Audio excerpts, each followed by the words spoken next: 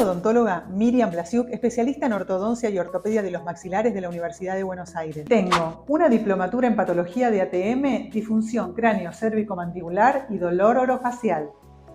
Y además realizo armonización orofacial, título obtenido en FACOP directamente desde la Universidad de Brasil. La atención es muy fácil. Pedís un turno, llegás a la cita, ese día se va a hacer una evaluación, se van a pedir estudios y de acuerdo al caso se puede escanear de manera digital.